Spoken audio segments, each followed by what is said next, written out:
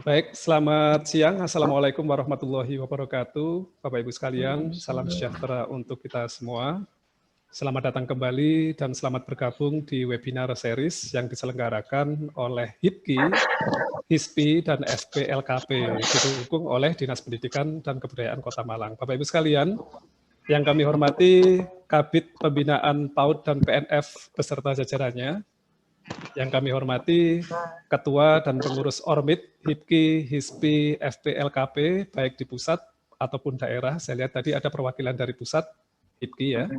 Kemudian yang kami hormati narasumber pada kesempatan siang hari ini, Bapak Ahmad Suaidi, SPD. Kemudian juga yang kami hormati Bapak Ibu pengelola lembaga kursus beserta instruktur dan juga tenaga kependidikan yang kebetulan hari ini hadir. Bapak Ibu sekalian, perlu kami sampaikan bahwa acara ini diselenggarakan oleh ketiga Ormit secara bersama-sama. Kami sudah bersepakat untuk kegiatan webinar series diselenggarakan setiap bulan, itu akan kami selenggarakan secara bersama-sama.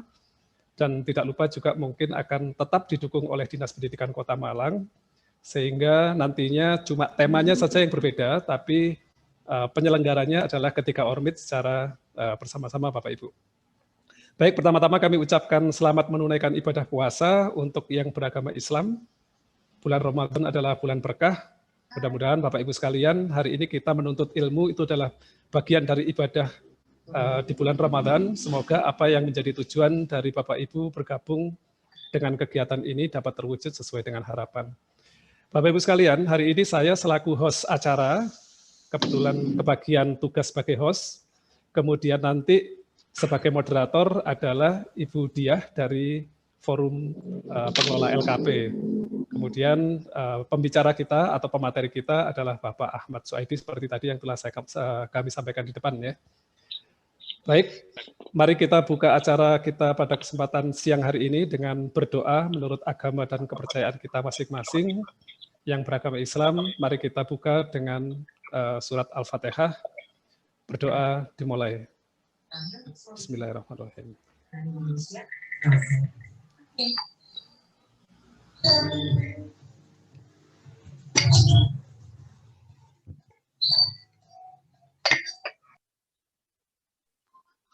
Baik, Bapak Ibu sekalian, terima kasih. Acara bisa langsung kita mulai. Di awal sambutan akan diberikan oleh perwakilan dari Kabid Pembinaan PAUD dan PNF, dalam hal ini diwakili oleh Ibu Ani selaku kasih kurikulum di bidang PAUD, Pembinaan PAUD dan PNF, Ibu. Monggo Bu Ani. Ya, terima kasih Mas Fahmi atas waktu yang diberikan kepada kami. Assalamualaikum warahmatullahi wabarakatuh. Selamat siang, salam sejahtera untuk kita semuanya. Yang saya hormati, yang panjenengan semuanya rawuh dalam kegiatan Zoom kali ini untuk webinar series. Perkenankan saya dari bidang pembinaan PAUD dan PNF mewakili Ibu Kepala Bidang kami yang berhalangan untuk bisa datang bersama panjenengan di sini.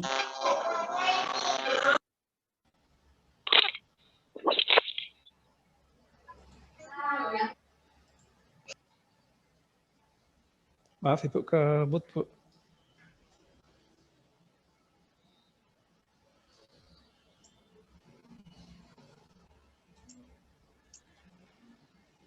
Bu Ani, maaf.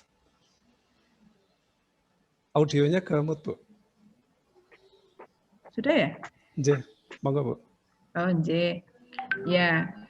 Jadi untuk webinar series kali ini temanya adalah akreditasi. Alhamdulillah narasumber kita siang hari ini sudah sangat familiar dan jangan ragu-ragu terhadap kualitas beliau gitu ya, selaku asesor dan juga selaku sahabat pendamping penasehat kita semuanya, yang pastinya beliau memiliki misi supaya lembaga kursus utamanya di Kota Malang itu tetap dapat terus lebih maju dan lebih maju. Kami sangat menghargai dan berterima kasih kepada Pak Ahmad yang di sela-sela kesibukan beliau yang luar biasa menyuarakan suara LKP secara nasional, pergi kemana-kemana, masih menyempatkan diri untuk bisa bersama-sama dengan teman-teman LKP di sini. Matur nuwun sangat atas keluangan waktunya. Yang berikutnya saya menyampaikan dengan adanya peraturan pemerintahan yang baru ya, baik berupa peraturan perundangan yang lain-lain, kepres ataupun apa, jika terjadi gonjang-ganjing terhadap keberadaan LKP yang dikatakan mungkin LKP tidak memerlukan standar secara nasional atau mungkin tidak berhak untuk diakreditasi, yakinlah bahwa itu adalah suatu dinamika yang nantinya akan memperoleh suatu solusi terbaik. Kita harus yakin bahwa para pemimpin kita yang di pusat itu tetap memperhatikan kita, tetap akan berupaya bagaimanakah LKP di seluruh Indonesia ini tetap memiliki kesempatan untuk bisa berkembang dengan cara yang luar biasa, akan diberikan kesempatan-kesempatan juga link-link atau kondisi-kondisi terbaru disesuaikan dengan kondisi yang sekarang supaya panjenengan semuanya selaku penyelenggara, selaku pemimpin LKP ini tetap dapat menjalankan LKP-nya secara lebih profesional dan bisa memberikan manfaat serta daya guna yang lebih luar biasa. Kita harus yakini itu dulu sehingga kita dalam menjalankan tugas kita sehari-hari ini tidak ragu-ragu, ya. Tidak mungkinlah LKP yang sudah demikian berurat nadi atau sudah mengakar gitu ya di bumi tercinta Indonesia ini akan lenyap secara tiba-tiba atau justru akan mendapat katakanlah hal yang tidak baik. Pasti hal itu tidak akan terjadi karena kita harus juga berpositif thinking bahwa akan sedang terjadi regulasi-regulasi apapun itu pasti untuk kebaikan lembaga khusus dan pelatihan. Kami sangat mengapresiasi terhadap kegiatan ini seperti yang pertama kali dibuka oleh Bapak Kepala Dinas ketika itu untuk webinar series pertama bahwa panjenengan semuanya ini sudah menunjukkan gitu ya, menunjukkan ke arah yang lebih dinamis lagi dan dinamisnya itu menuju arah-arah yang lebih positif. Kalaupun nanti jika terjadi perubahan utamanya terkait dengan akreditasi, materi apapun yang disampaikan pada kita nanti hari ini itu tetap berfungsi sangat luar biasa terhadap lembaga panjenengan. Karena bagaimanapun apa unsur-unsur yang ada di dalam 8 standar itu merupakan ruh gitu ya, merupakan esensi dasar dalam suatu penyelenggaraan kegiatan pendidikan. Jika panjenengan semuanya sudah dapat memenuhi ke-8 standar itu, berarti otomatis lembaga panjenengan itu sudah lebih profesional. Tingkat profesional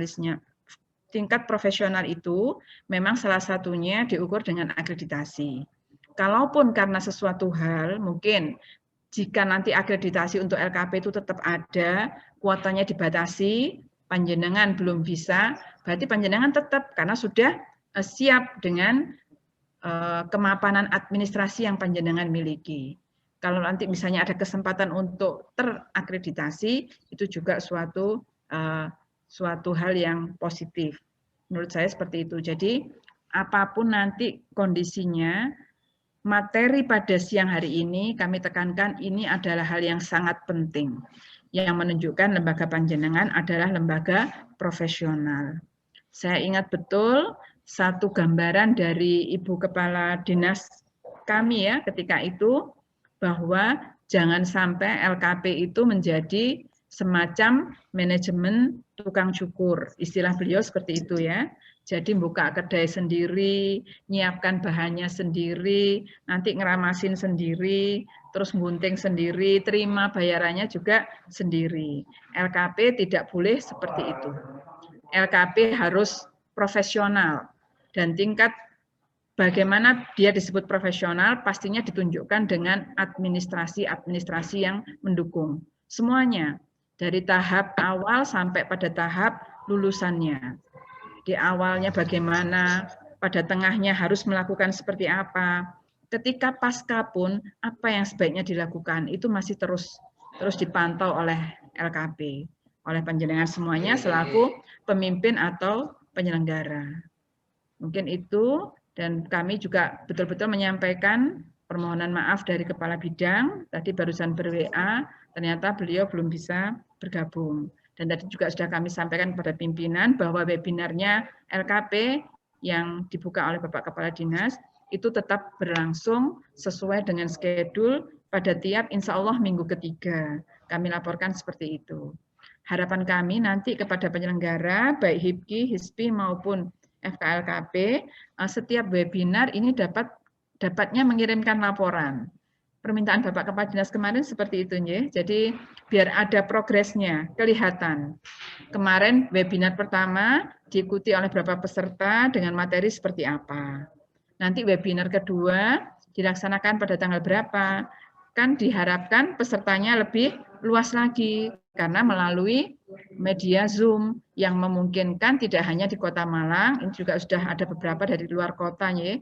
Jadi tiap kali webinar itu ada peningkatan-peningkatan yang membaik, ya, baik dari sisi kuantitas maupun dari sisi kualitasnya.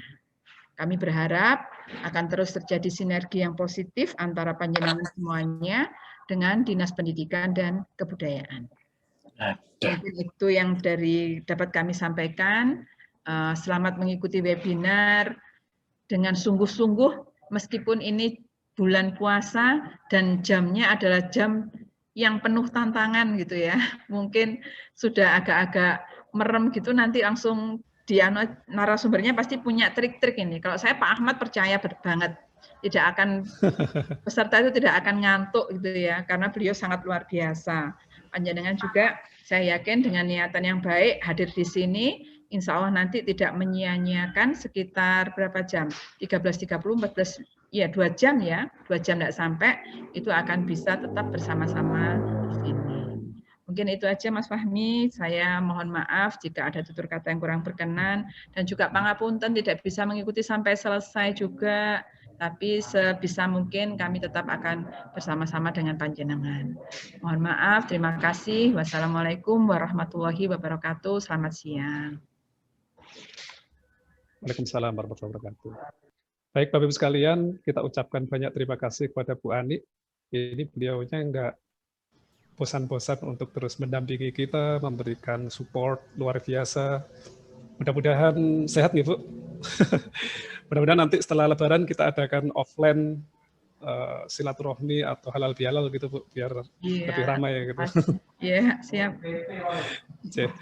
Baik Bapak Ibu sekalian, untuk acara inti akan diatur atau dikendalikan oleh moderator. Moderator adalah menjalankan tugas mengatur jalannya acara dan diskusi. Bapak Ibu sekalian, saya perkenalkan moderator pada kesempatan hari ini, yaitu Ibu Diah. Sudah siap, Ibu? Siap, Pak. Oke. Monggo Ibu, bisa dimulai. Ya, baik. Pertama-tama saya ucapkan terima kasih pada Pak Fahmi yang sudah memberikan kesempatan pada saya untuk melanjutkan rangkaian acara pada siang hari ini. Dan pertama kali saya ingin menyapa yang hadir di Zoom meeting kali ini, ada Bu Ani, mewakili bidang PAUD PNF, dan Bapak Ibu pengelola LKP yang sudah dengan antusias bisa hadir dalam Zoom meeting pada siang hari ini. Baik, Bapak dan Ibu yang berbahagia, seringkali kita dipertanyakan apa sih pentingnya akreditasi dan hal-hal apa yang bisa kita siapkan untuk siap maju akreditasi. Oleh sebab itu, marilah kita simak paparan dari narasumber kita di siang hari ini, Bapak Ahmad Suaidi, SPD. Yang sebelum itu akan saya sampaikan CV singkat beliau, yang sebenarnya udah familiar ya bagi kita di kalangan kita. Beliau adalah praktisi kursus dan pelatihan, serta seorang penulis. Mohon izin Pak Ahmad, sebelum memberikan paparannya, saya sampaikan bahwa pemaparan materi Pak Ahmad berlangsung kurang lebih 60 menit, dan di akhir pemaparan akan diadakan sesi tanya jawab. Dan untuk Bapak dan Ibu yang hadir di acara ini, silahkan melayangkan pertanyaan di di box chat ya, yang sudah tersedia. Dan mungkin jika ada waktu bisa bertanya langsung kepada pemateri Pak Ahmad setelah pemaparannya selesai. Baik, terima kasih kepada Bapak Ahmad Suaidi, SPD, disilakan. Baik, Bu Dia, terima kasih. Mohon izin saya cek sound, apakah suara saya bisa cukup didengar? Bisa, Sudah, Pak. Bagus, Baik. Pak. Terima kasih. Assalamualaikum warahmatullahi wabarakatuh. Bapak Ibu yang saya hormati, para pejuang pendidikan yang tidak lelah mendedikasikan dirinya untuk berbagi kepada umat, kepada masyarakat dalam rangka ikut menjadikan kehidupan para peserta didiknya untuk menjadi yang lebih baik. Mohon izin kalau tadi disampaikan oleh moderator Budia, gitu ya. Jadi cukup familiar, itu bahasa halus dari cukup membosankan, gitu ya. Karena sudah terlalu sering saya berdiskusi dengan ibu bapak sekalian. Saya siang hari ini hadir bukan sebagai narasumber, tetapi kita sama-sama sebagai insan yang ingin sharing, karena dalam proses belajar menurut saya tidak harus kita meminta kepada orang lain, tetapi dengan cara kita silaturahmi seperti ini, insya Allah saya pun juga akan belajar dari Bapak Ibu sekalian, dan apa yang mungkin saya sampaikan bermanfaat silakan dimaksimalkan.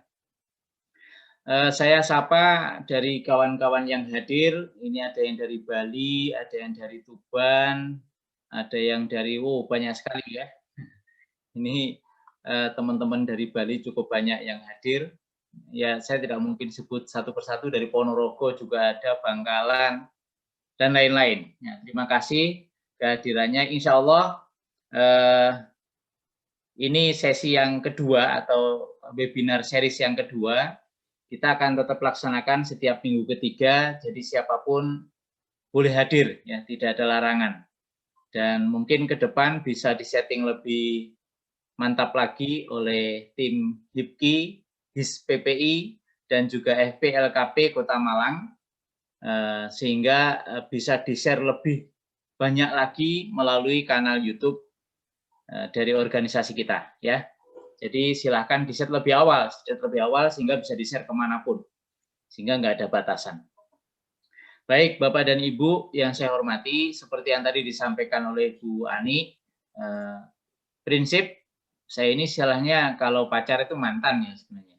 Ya, dulu saya terjun langsung di kursus, tapi pada dasarnya sekarang pun juga bedanya kalau dulu saya duduk di kantor, saya ada kantornya, sekarang ada kantor tetapi saya di virtual office gitu. Sehingga pelatihan saya, mohon maaf, malah justru tidak ada satupun yang di Malang. Tapi justru jauh di luar sana. Gitu. Bapak Ibu yang saya hormati, bicara tentang akreditasi atau di judul kegiatan kita ini sesungguhnya tata kelola administrasi. Saya tidak fokus ke akreditasi gitu ya. Dalam kehidupan kita, bukan hanya lembaga kursus dan pelatihan. Ya, di rumah kita saja atau di diri kita saja, kita bisa bayangkan orang lain tidak akan tertarik sama kita kalau kita sendiri tidak menata apa yang menempel dalam tubuh kita. Ya, jadi sekali lagi, kenapa kita perlu menata? Karena kita akan dilihat oleh orang lain, siapapun itu, mau konsumen, mau dinas, mau siapapun.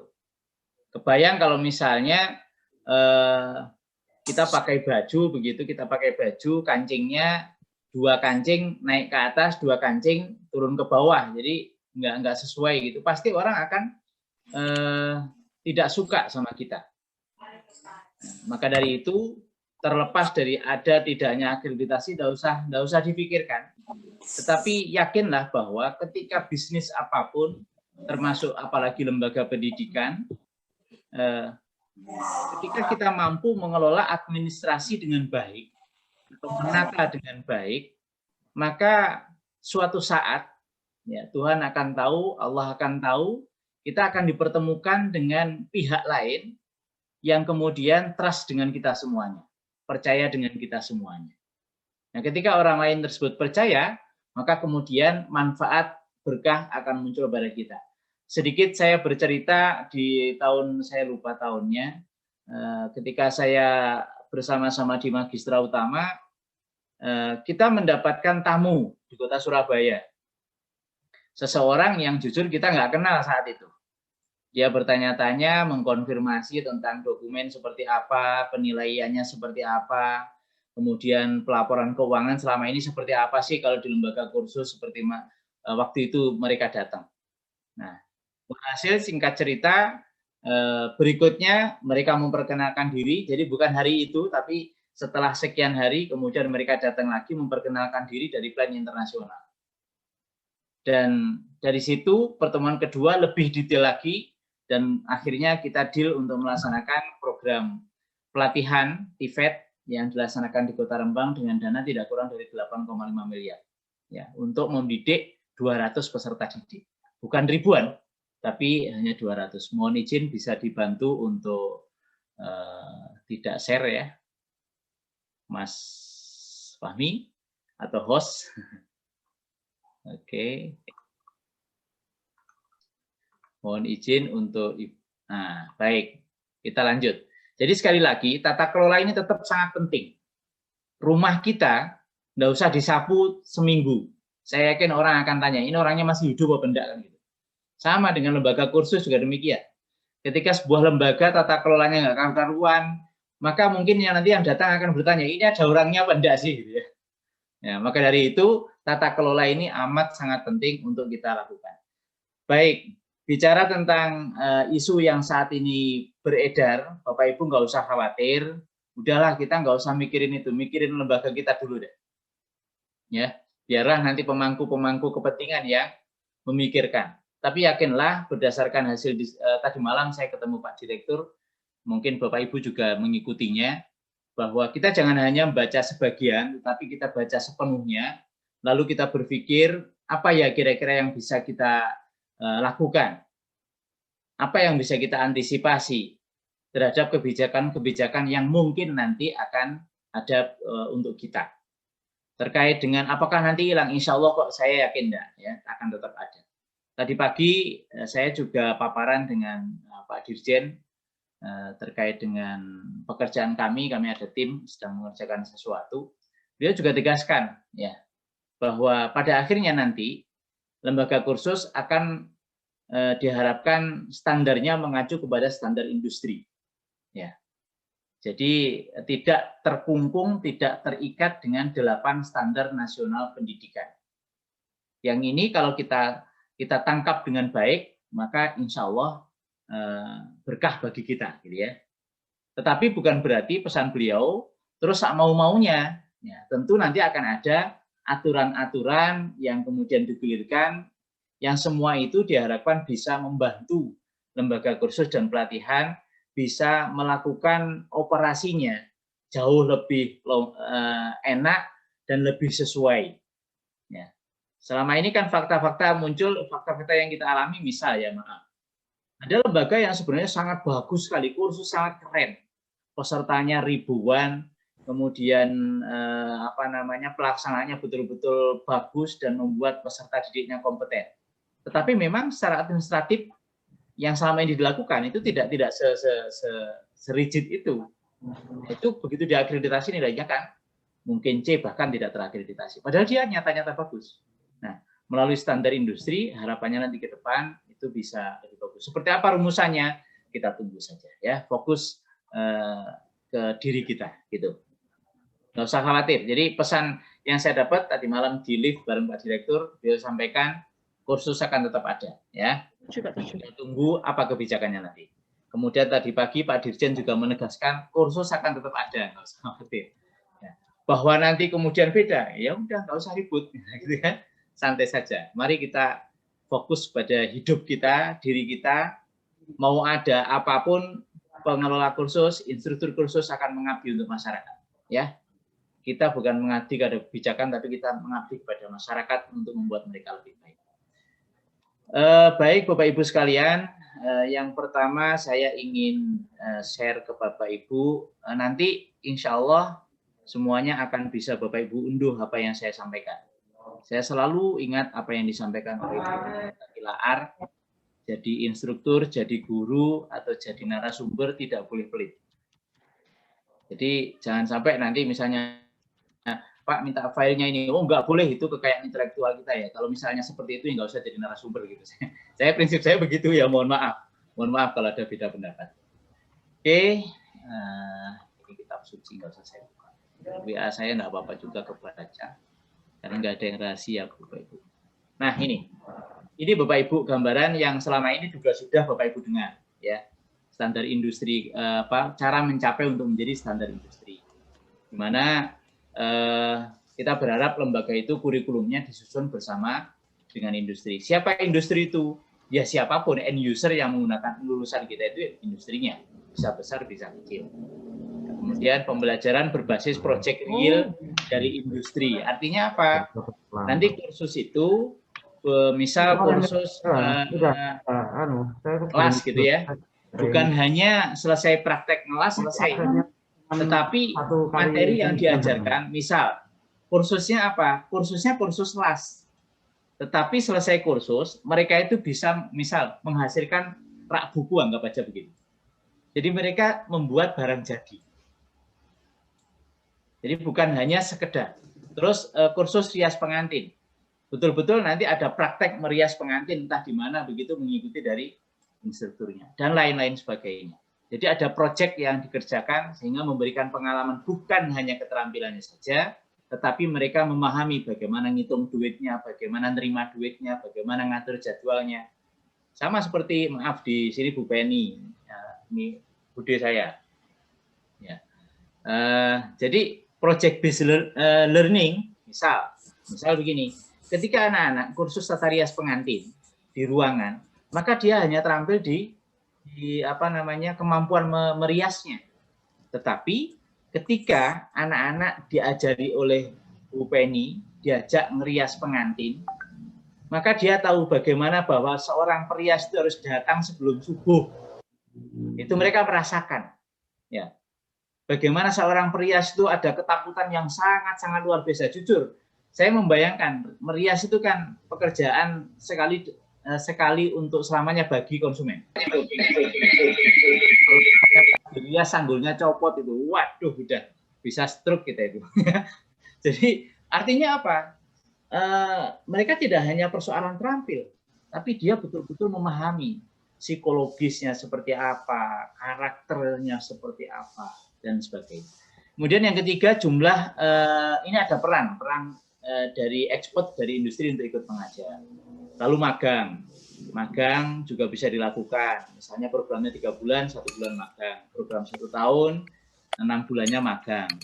Lalu sertifikasi kompetensi. Nah, sertifikasi kompetensi ke depan tadi diwacanakan, ya akhirnya bisa aja sertifikasi yang diakui oleh industri. Ketika sertifikasinya oleh industri, ya dia tidak akan menolak ketika anak itu melamar ke sana. Dia sudah mensertifikasi, sudah betul-betul layak sesuai dengan kebutuhan dia. Itu kemudian kalau riset terapan ini sebenarnya untuk perguruan tinggi, tetapi di kita sesungguhnya tidak menutup kemungkinan. Contoh LKP Imam Mandiri di Blitar yang memiliki hak paten terhadap karya rias tersendiri. Begitu kalau nggak salah yang saya tahu. Ya. Kemudian komitmen serapan dari industri, bukan hanya mereka melatih, tapi juga mau menyerap.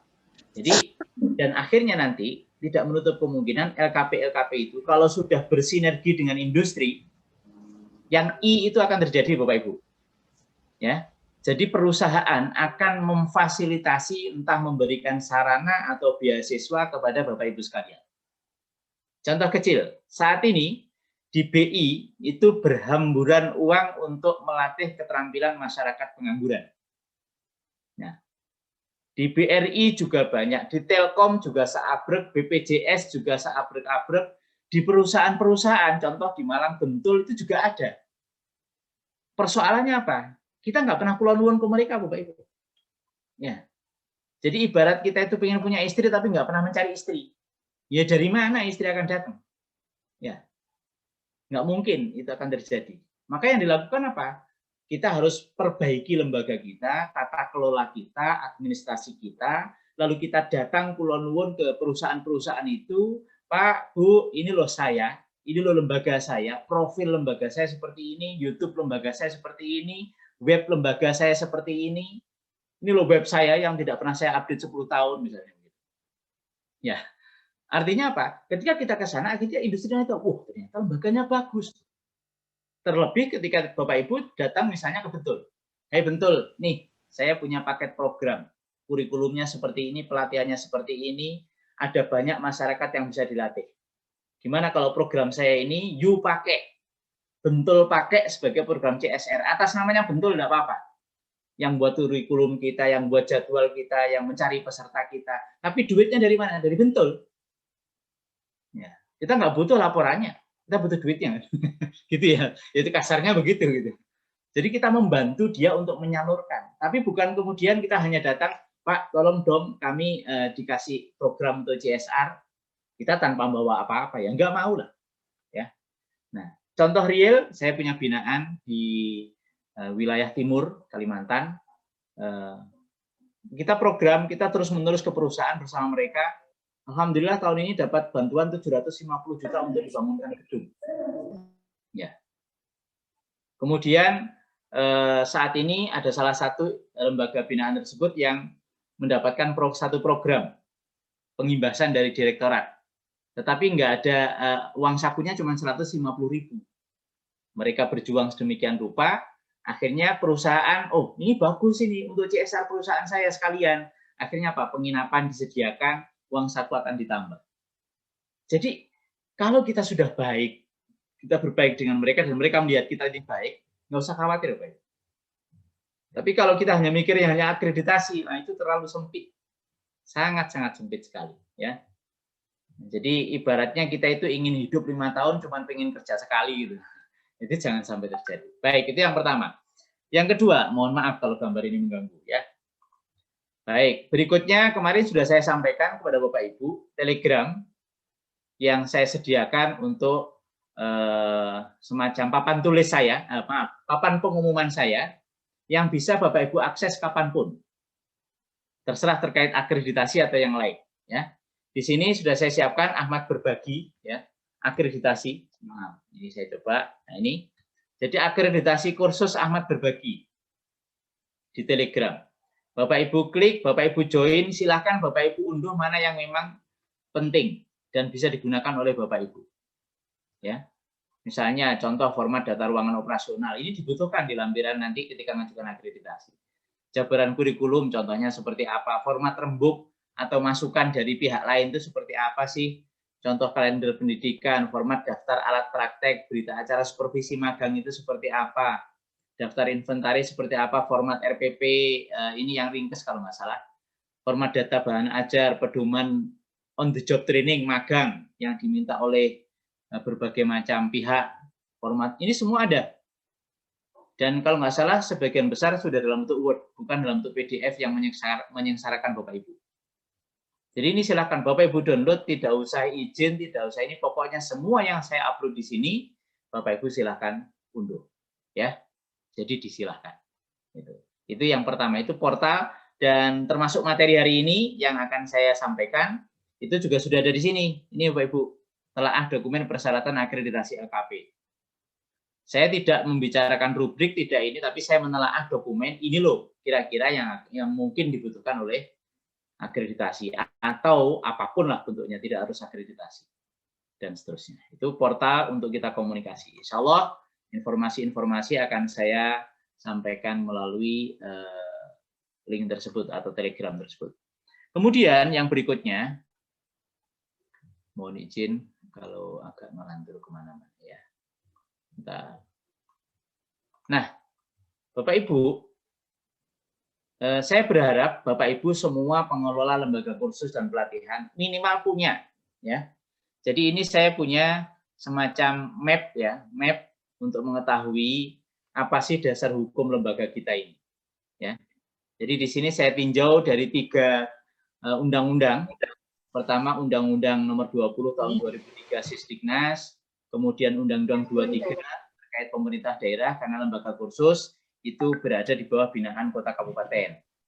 Dulu juga Bapak Ibu mungkin masih ingat, sempat heboh, bahwa LKP harus berbadan hukum, gitu ya. Sehingga semua mengurus badan hukum yang cukup sekian. Hati-hati, ketika Bapak Ibu beberapa tahun lalu sudah mengurus badan hukum, jangan lalai ngurus pajak, ya, akan jadi masalah nanti.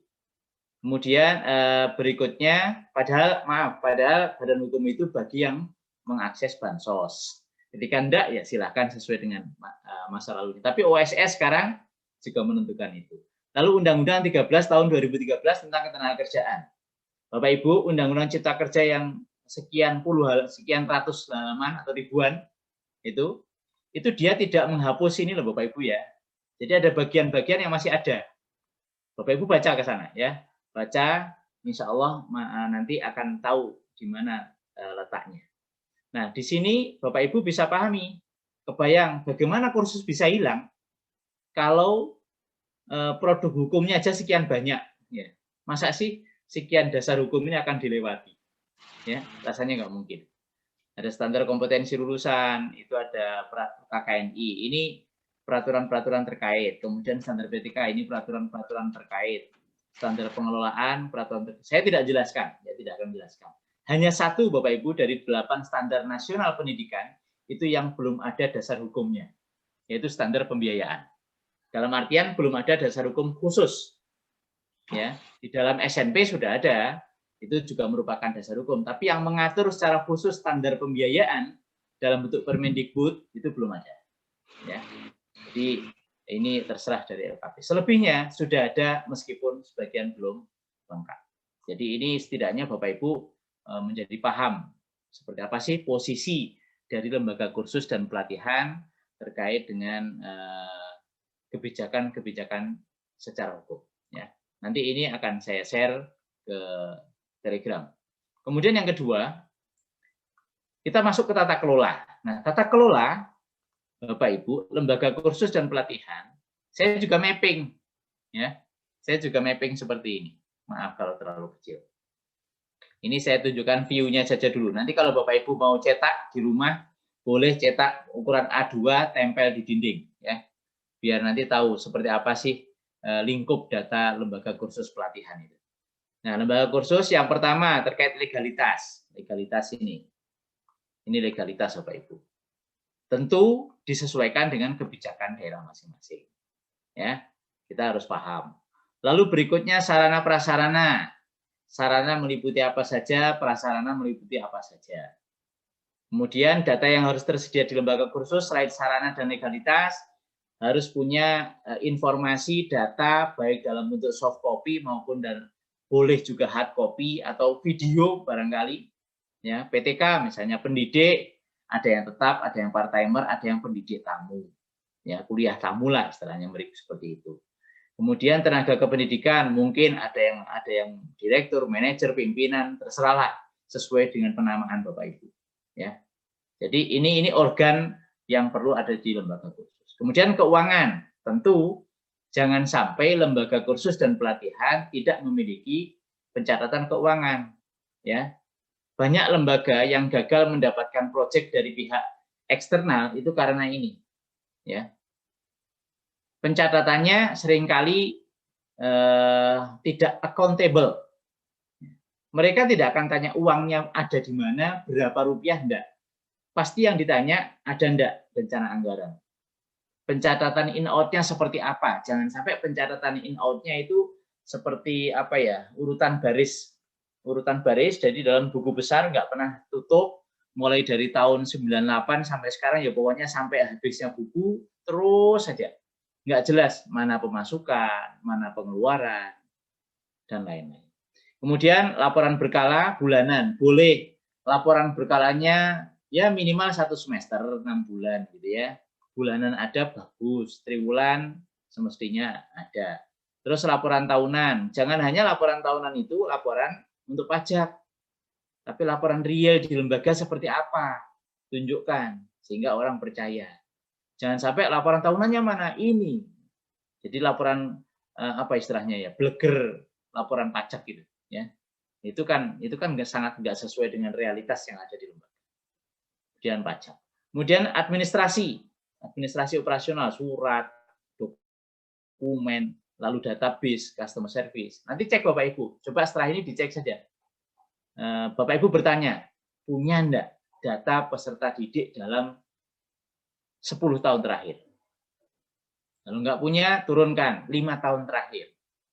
Kalau enggak punya, ya 1 tahun terakhir. Lalu cek nanti datanya, konsisten enggak? Atau jangan-jangan datanya nanti munculnya begini. Contoh, maaf, ini tidak ada maksud menyinggung apapun. Ini Pak, ada data bansos. Ini Pak, ada data reguler. Ini Pak, ada data privat. Nah, dan itu terpisah-pisah. Padahal semestinya semua data peserta didik, entah itu banper, entah itu reguler, entah itu privat, namanya ya peserta didik. Harusnya masuk dalam data induk peserta didik. Hanya di sana nanti akan ada klasifikasi. Gitu kan? Nomor induknya ini, yang ini klasifikasinya banper, klasifikasinya reguler, klasifikasinya privat, klasifikasinya in-house training. Kan begitu mestinya. Tapi seringkali terpisah-pisah. Mirip keuangan juga. Keuangan, cek nanti Bapak Ibu. Apakah di pencatatan keuangan lembaga Bapak Ibu, di situ dimasukkan bahwa pernah mendapatkan bansos sekian. Artinya dalam satu pencatatan keuangan. Seringkali yang terjadi, keuangan banper disendirikan, lalu keuangan lembaga ya sendiri. Padahal prinsipnya semua uang masuk ke lembaga dari manapun asalnya harus masuk pembukuan lembaga. Nah, jadi seperti itu ya yang harus dipastikan. Nah, terus berkaitan dengan data peserta didik, kalau saya coba ini, misalnya kalau ada yang menyelenggarakan program 1 tahun, yang tuntas berapa, enggak tuntas berapa, yang uji kompetensi berapa, yang ujian lokal berapa, lulus berapa, enggak lulus berapa, bekerja berapa. Program singkat juga begitu. Ini semua peserta didik. Ya. Ini semua peserta didik. Ya, dan data ini semestinya dimiliki. Ya. Wah, kok berat banget gitu kan. Enggak berat. Kenapa berat? Enggak pernah dilakukan. Ya, kalau sudah sering dilakukan, enggak berat, mending meneruskan aja.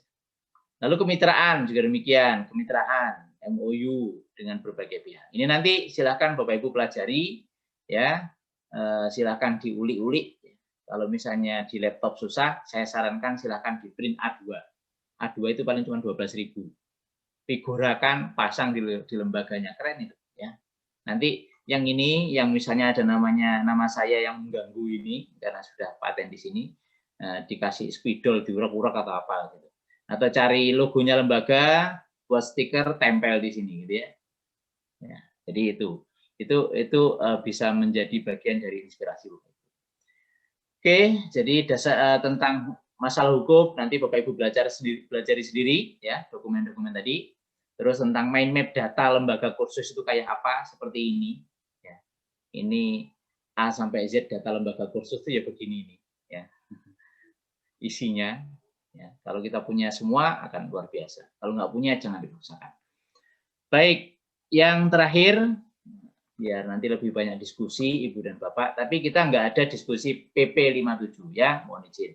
Ini saya tegaskan di awal, karena saya tidak punya kompetensi untuk kesana. Kita tunggu aja kebijakan. Nah di Telegram juga sudah saya sediakan seperti ini Bapak Ibu, ya seperti ini. Ini saya coba sarikan bukan berdasarkan pengalaman selama ini saya menata kelola lembaga kursus dan pelatihan. Bahwa ternyata ini ada kecocokan dengan akreditasi atau aturan yang lain, ya memang inilah lingkupnya lembaga kursus dan pelatihan. Gitu ya. Nah, Bapak Ibu kan juga sudah bisa membaca itu PP Kemendikbud 71 terkait dengan akreditasi kursus, sistem akreditasi. Nah uniknya munculnya tanggal 13 April, sementara PP-nya muncul tanggal 31 Maret. Nah, baik Bapak Ibu, naskah ini cara kerjanya begini. Ya. Apa yang saya tulis di kolom keterangan dari atas sampai bawah untuk 8 standar nasional pendidikan. Ya, 8 standar nasional pendidikan. Ini ideal menurut saya. Bisa jadi tidak ideal menurut orang lain. Ya, sekali lagi, ya disclaimer-nya bahwa ini adalah pemikiran saya. Bapak Ibu boleh menambah, apa namanya, mengurangi. Kalau misalnya ingin diskusi, monggo kapan-kapan bisa chat via WA, insya Allah selama saya memungkinkan pasti saya jawab. Kalau enggak, paling tunda jawab. Nah, di sini Bapak Ibu saya ingin tunjukkan, contoh nomor 1, standarnya adalah standar kompetensi lulusan. Enggak usah pikirkan, Pak, apakah nanti masih 8 standar ini? Intinya Bapak Ibu, seandainya ini enggak ada tulisan standar, ini saya hilangkan. Ya memang ini yang kita butuhkan. Kalau kita mau melatih seseorang, mengkursusi seseorang, tentu harus jelas kompetensinya apa yang mau kita latihkan. Kan begitu toh? Ya, seandainya saya hilangkan kompetensi standarnya, tetap dia hidup. Isinya apa aja? Pertama, profil lulusan sesuai level jenis kursus yang Bapak Ibu lakukan. Profilnya apa sih lulusan? Kalau kamu mengikuti kursus ini, maka kamu nanti akan menjadi seperti ini, seperti ini, seperti ini. Lalu jabatan. Kalau kamu nanti selesai kursus, kamu nanti bisa bekerja di bidang ini. Kemudian setelah kursus, kamu nanti akan memiliki sikap, kemampuan bidang kerja, pengetahuan yang seperti ini. Nah, ini tidak ada akreditasi, Bapak Ibu. Penting untuk disampaikan kepada calon peserta.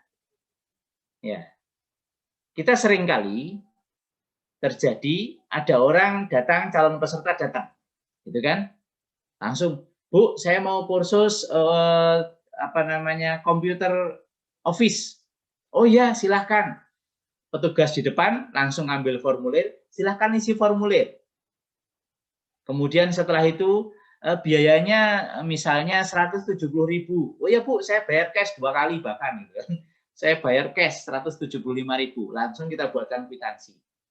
Kwitansi selesai diberikan sama dia, lalu kita sampaikan, oh ya nanti mulai kursusnya hari Rabu ya, jamnya jam sekian, jam sekian. Oh ya Bu, terima kasih.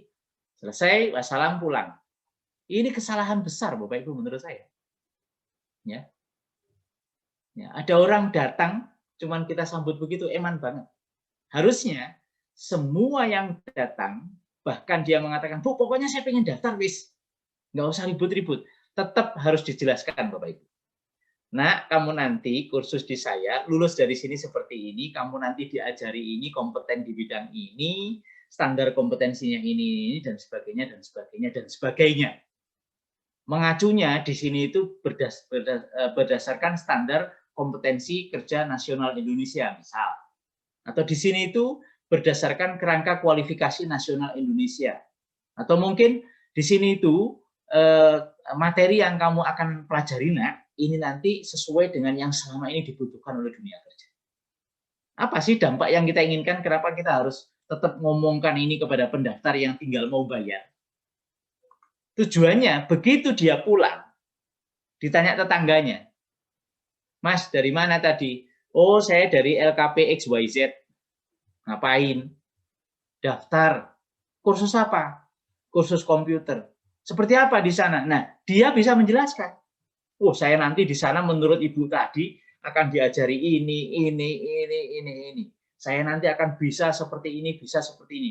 Dan di sana itu kurikulumnya sesuai dengan kebutuhan yang ada di industri. Apa yang terjadi Bapak Ibu? Ya, SKL yang menurut kita mungkin yang penting ada bukunya dan sebagainya, itu nilainya menjadi sangat luar biasa. Dia akhirnya apa? Orang tersebut yang dikasih cerita bisa saja kemudian, wah menarik itu, saya tak ikut sekalian. Nah, dapat 2 kan?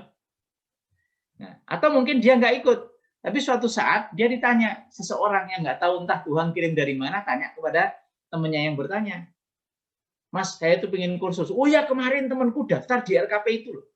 Di sana itu diajari ini. Bahkan di sana dikasih makan siang, dikasih snack, misalnya begitu ya. Ya. Itu akan bercerita luar biasa. Jadi SKL bukan persoalan akreditasi. Ini penting kita jelaskan ke calon konsumen. Nah, nanti di sini tinggal di sebelah kanan, Bapak Ibu cek, ada apa belum? Kalau belum ada, rencananya apa? Sehingga form ini, Bapak Ibu, ini akan menjadi semacam naskah untuk mengaudit lembaga Bapak Ibu. Ya, diaudit, checklist. Standar kompetensi lulusan ada belum, ada belum, ada belum, ada belum, ada belum, ada belum. Yang belum silahkan diadakan. Oh, enggak perlu diadakan, ya enggak masalah. Ya. Kemudian, Pak, saya bingung ini setelah Bapak Ibu kaji form ini, kemudian bingung, tinggal WA saya, cari namanya Ahmad Soedi, Bapak Ibu WA, 24 jam Bapak Ibu. WA saya menerima WA Bapak Ibu. WA loh yang menerima ya. Ya, nanti kalau misalnya jam 3, mungkin jam 12 malam pas tidur ya WA-nya menerima, besok baru saya buka. Tapi insya Allah semua yang mengirimi WA baik kesasar maupun tidak, setahu saya, seingat saya, tapi mungkin bisa juga hilaf, itu selalu saya terima. Ya, saya bales, saya jawab. Dan kalau toh ternyata nggak saya jawab, ya mohon diingatkan. Insya Allah tidak ada masalah. Karena apa, nomor saya beli, handphone saya beli, WA saya ikut di dalamnya karena memang untuk dihubungi oleh manusia yang lain. Kalau ada orang punya nomor telepon nggak perlu dihubungi, nggak perlu di WA. Nah, bawa aja ke jalan depan kantor, lalu tunggu mobil lewat, gitu ya. Mungkin itu, Pak Ibu. Ini yang bisa saya sampaikan, Ibu dan Bapak, terkait dokumen-dokumen. Karena di sini tidak perlu saya baca satu persatu. Ya. Contoh ya, Bapak Ibu mengaudit tentang data tenaga kependidikan, data induk pendidik. Di sini sudah saya berikan data minimal, nama, pendidikan, jurusan, tahun lulus, status pegawai, jabatan, masa kerja. Berarti apa? Tinggal Bapak Ibu kasih kolom. Terus di sini ditanya, ada belum? Belum ada. Atau ada dari 10, adanya cuma 3. Berarti nanti catatan di sebelah kanannya, bentar saya pindah, misalnya ini, ada 2 orang, kurang misal 5 orang, titik 2. Nah, ingat, jangan sampai di sebelah kanan ini Bapak Ibu hanya tulis seperti ini, ada 2 orang kurang 5 orang. Ini susah ngeceknya. Hati-hati ya. 5 orang, titik 2, siapa? 1 Joko, 2 Jono, 4 gitu kan? Sorry. 3 Ari, 4 misalnya Lasmi. Maaf kalau ada nama yang sama ya. Apa itu biasa catatan kalau di sinetron itu apa ya? Jika ada nama yang sama, nah saya lupa itu nama. Istilahnya apa itu ya? 5 orang. Kemudian Asri. Nah, Bapak Ibu harus tulis sedetail mungkin. Ya. Seperti ini. Sehingga apa? Nanti ketika Bapak Ibu audit bulan berikutnya, tinggal cek mana yang sudah ada. Oh, Joko sudah ada, tinggal oke misalnya. Yang ini belum. Jadi ketahuan progresnya. Terus kurikulum, misalnya kurikulum tadi ya, atau kurikulum atau RPP. Coba saya cari. Misalnya RPP. Nah, perencanaan pembelajaran. Ini ditulis, belum. Nah, ini kan, ini belum. Centang. Pakai ini aja lah, belum. Di situ ditulis misalnya, ada RPP mapel apa gitu, mapel X, tetapi hanya 2 pertemuan. Jadi data yang di sebelah kanan ini harus betul-betul merupakan data real lengkap. Sehingga nantinya ketika Bapak Ibu mau memperbaiki, itu akan mudah. Ini lengkap sampai 8 standar Bapak Ibu. Kalau ini semua tersedia, nah insya Allah tata kelola lembaga Bapak Ibu bagus. Tapi ingat, bukan hanya ada, tapi yang paling utama 99% diimplementasikan. Kalau ada, mudah. Ya. Tapi diimplementasikan secara istiqomah, itulah yang penting. Ya, terkait dengan akuntabilitas. Kiranya begitu Bapak Ibu, ya, saya tidak membahas akreditasi. Ya. Jadi kalau yang penting ini Bapak Ibu tata kelola dengan sungguh-sungguh, insya Allah baik, dan sampai kapanpun Ibu Bapak bisa komunikasi dengan saya melalui WhatsApp atau telepon sesekali juga boleh. Silahkan. Saya kira begitu Bu Diah Retno. Saya mohon izin Bapak Ibu maksimal sampai jam 3 ya. Sampai jam 3. Sekarang 14.24. Karena ya ada sesuatu lah. Gitu. Berbagi dengan dengan yang lain. Baik, silahkan Bu Diah. Saya kembalikan ke Bu Diah. Mohon maaf kalau ada yang kurang. Ya, terima kasih Pak Ahmad atas pemaparannya, walaupun bukan akreditasi, tetapi itu sangat menunjang untuk tata kelola lembaga kita. Masih ada waktu sekitar 35 menit untuk Bapak dan Ibu yang mau bertanya kepada Pak Ahmad Suaidi. Dipersilakan.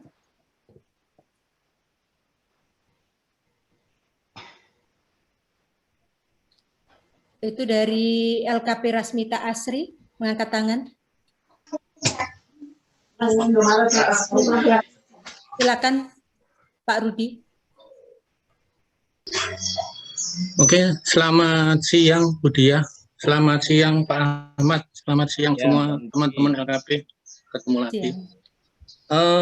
Yang saya tanyakan sebenarnya bukan menanyakan, terima kasih materinya memang banyak dan lengkap saya Pak Ahmad. Dan saya juga tidak mempermasalahkan yang semalam dibicarakan dengan masalah akreditasi, tidak.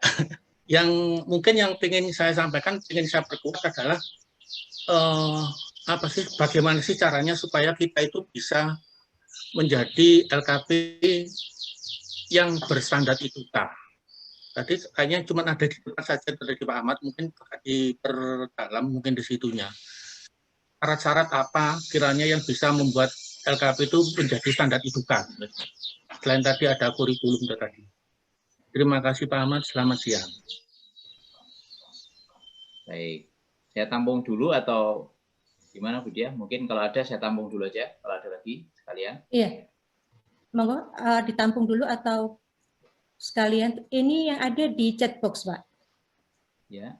Di chat box dari LKP Happy Kids. Baik. Pak, apa beda praktek mandiri dan langsung? Oke. Baik, mungkin sementara ini ada 3 kalau nggak salah di Happy Kids dan yang berikutnya yang bawah. Saya jawab yang saat ini dulu karena ini dari tadi kayaknya. Praktek mandiri dan langsung. Praktek mandiri ini definisinya memang multitafsir Ibu Bapak terkait dengan praktek mandiri dan langsung. Jadi begini, praktek mandiri berarti dia akan melakukan proses mempraktekkan keterampilan itu tanpa ada bimbingan dari pihak lain. Jadi dia belajar mandiri lah, begitu. Belajar mandiri dalam bentuk praktek. Kalau yang langsung berarti nanti dia terjun ke industri atau mungkin contoh saya merias. Saya berlatih di rumah, yang praktek mandiri saya berlatih di rumah menggunakan mungkin bola atau apa begitu, atau mungkin manekin saya di rumah. Saya mencoba mempelajari satu persatu, saya mempraktekkan. Kemudian yang kedua, saya ikut seorang perias, saya merias pengantin bersama-sama beliau, mempraktekkan langsung di sana. Itu pemahaman saya, ya. Tetapi ini multi persepsi jujur saja. Jadi ketika kami konfirmasi juga sempat waktu itu kami tanya banyak jawaban. Intinya praktek gitu aja udah, itu yang penting. Kemudian berikutnya dari Pak Rudi. Saya ingin share lagi. Saya beberapa waktu yang lalu bertanya hal yang sama kepada Pak Dirjen. Pak, sebenarnya satuan pendidikan vokasi yang berstandar industri itu yang seperti apa sih? Yang berbasis industri itu seperti apa? Jawaban singkat beliau, ya yang melaksanakan 8+I. Nah, itu beliau sampaikan. Nah, hari ini sampai besok kami mengelaborasi juga poin ini ke dalam sebuah naskah yang akan dibawa Pak Direktur untuk membuat sebuah rumusan LKP berstandar industri itu seperti apa.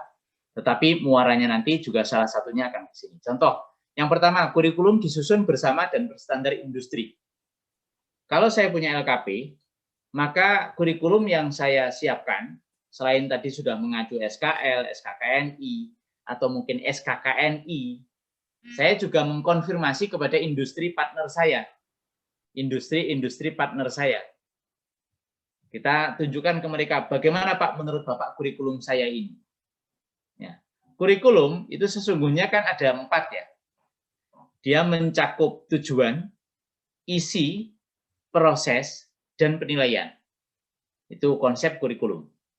Sehingga di sini intinya nomor satu ini kompetensinya yang mau diajarkan, materi yang mau diajarkan itu sudah mendapatkan approval dari industri. Bahkan jika perlu, kurikulum yang kita buat untuk LKP kita ada tanda tangan dari industri kalau perlu. Bukan hanya sekedar tanda tangan maksudnya ya, tetapi benar-benar sudah dikaji bersama, dilihat bersama, kemudian industri akan mengatakan, Pak Rudi, kalau panjenengan melaksanakan kursus dengan kurikulum yang ini, nanti lulusan panjenengan ke saya yakin kok bisa langsung saya terima, selama memenuhi syarat sesuai dengan kurikulum ini. Jadi betul-betul berdasarkan kebutuhan end user. Misalnya di bahasa Inggris, English for hotel misalnya. Maka Bu Desi akan dengan tim akan datang ke hotel Taiji ya, kalau nggak salah penggantinya Kartika Graha itu. Apa gitu namanya, saya lupa ya. Saya baru lihat beberapa yang lalu. Atau Kartika atau mungkin Hotel Tugu datang ke sana.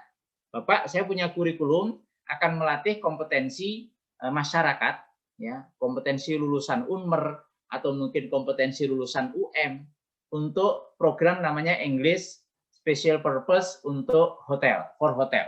Ya. Nah, kurikulumnya saya buat seperti ini, materinya begini. Bagaimana grooming, bagaimana handling telepon, begini-begini, semua materinya lalu dicek oleh hotel tersebut. Wah, ini cocok ini. Ini sangat bagus untuk membekali karyawan-karyawan calon di bidang perhotelan. Oke, saya setuju.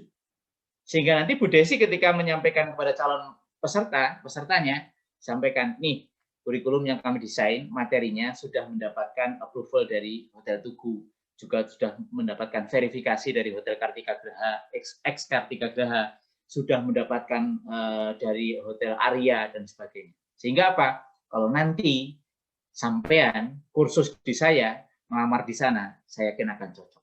Ya. Sehingga apa? Begitu dia betul-betul melamar ke sana, ditanya begini, wah ini kok hebat banget, sudah ngerti tentang hotel, ngerti tentang ini, ngerti tentang ini. Bahasa Inggrisnya paham betul bagaimana melayani, menghandling komplain, dan sebagainya. Nah, karena apa? Kurikulumnya sudah diverifikasi. Begitu itu yang pertama. Yang kedua, project based learning. Jadi materi-materinya berbasis project, bukan hanya banyak teori, tetapi langsung menghasilkan sesuatu, itu harapannya. Ya, seperti tadi saya contohkan kursus tata busana. Maka bukan hanya saya kursus mengambil pola, itu bukan project. Ya kursusnya apa? Sampai dia bisa menghasilkan menjahit baju dengan kualitas seperti ini. Jadi tuntas. Kemudian tata kecantikan, dia betul-betul mampu menguasai keterampilan secara tuntas.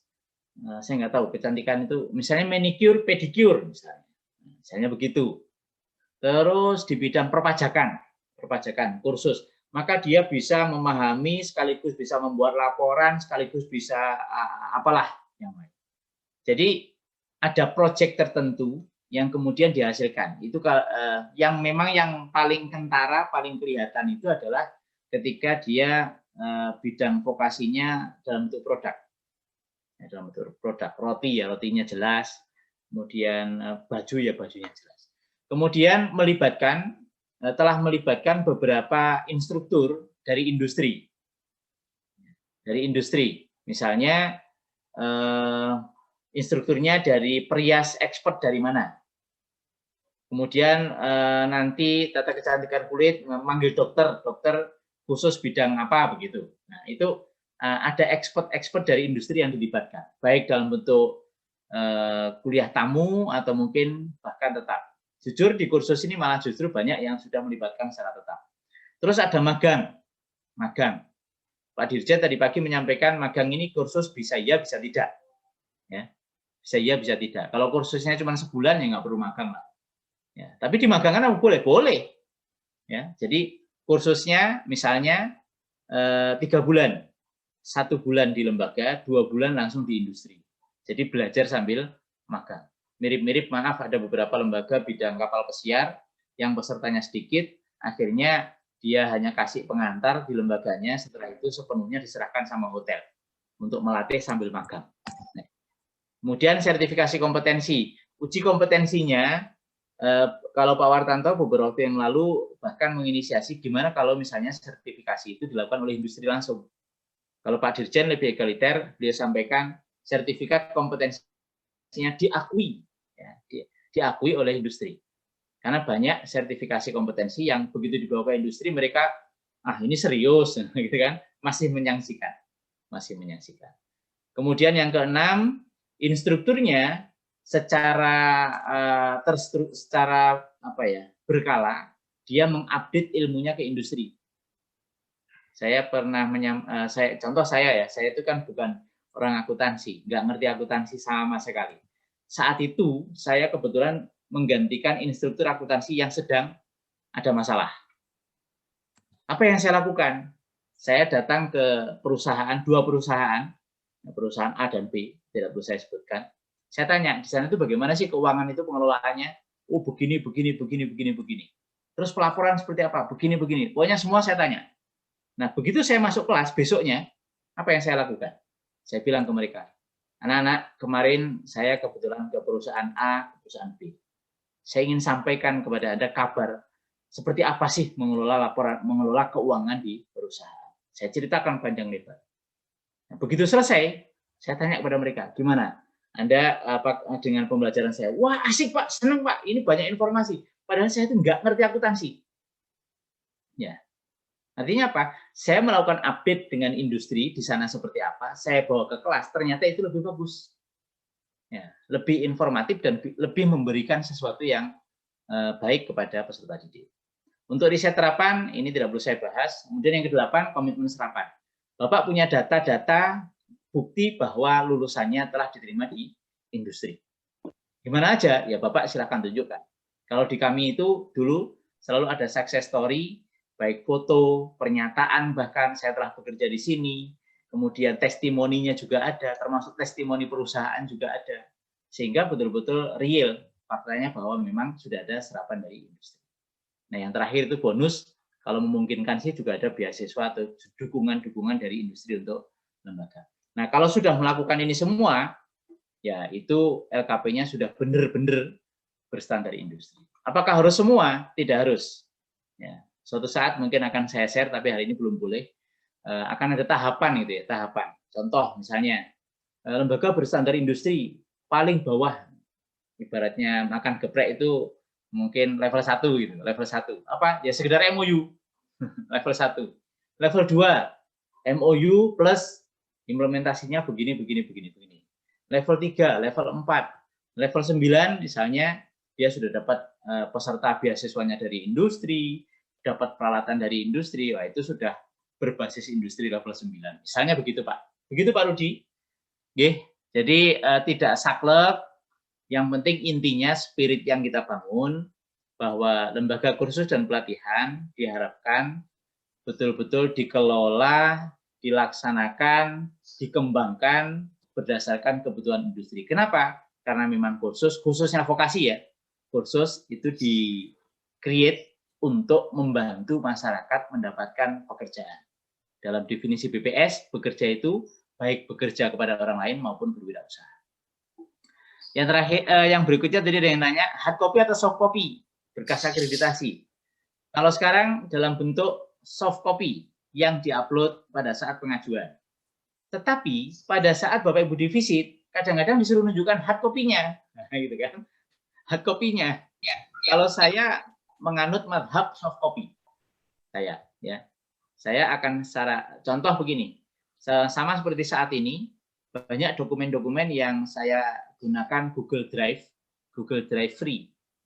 Nah, mumpung ngomong email, saya ingatkan, milikilah email khusus sign up yang tidak pernah dipakai email sehingga nggak dibobol orang lain. Kalau dibobol pun nggak ada sinkronisasi.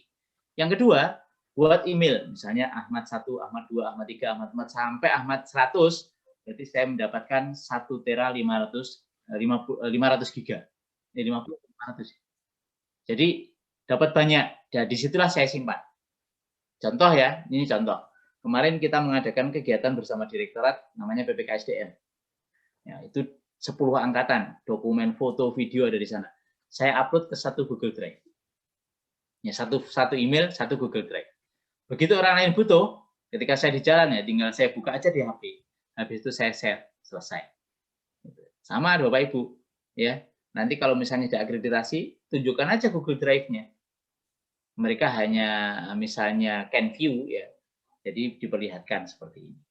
Ini hasil form-formnya. Jadi hard copy kadang-kadang ditanya, kadang-kadang enggak. Tergantung ya, tergantung pemeriksanya. Ada orang, contoh, ada satu institusi, bukan LKP tapi, ketika saya buatkan, saya terapkan, semua data keuangan tidak boleh pakai buku lagi. Semua harus pakai Excel, otentik.